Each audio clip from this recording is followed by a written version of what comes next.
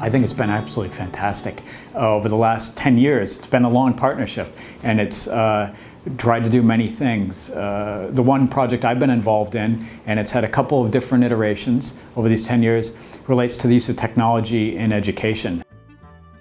The annual Global Symposium on Technology Use in Education, which we've had here in various places in Korea over the last decade, has led to a number of things. One example, when countries are buying lots of computers for their schools, they often they're concerned about putting them in schools. And then over time they think about, well, how are we going to use these things effectively, efficiently, and perhaps to do education in new ways. And here in Korea, there's a national educational technology agency, if you will, called KERIS.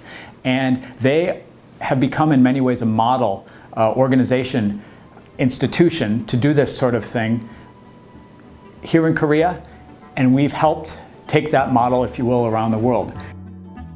In 2007, it was sort of an experiment, and the idea was, or the thought was, is it worthwhile to bring together policymakers who are struggling with or perhaps buying lots of computers for their schools? They may be doing it well, they may be doing it not so well. In fact, the experience of a lot of places is that there have been a lot of failures in this area. And to help people avoid these sorts of failures and to make better plans, if you will, and to learn from actual practice and not just theories of academics, for example, or even worse, the advertisements of vendors, we started bringing together policymakers to help inform their planning. And why are we doing this? Well, what was once perhaps a luxury in many places around the world, the idea of having a computer, is now increasingly becoming central to educational reform efforts around the world.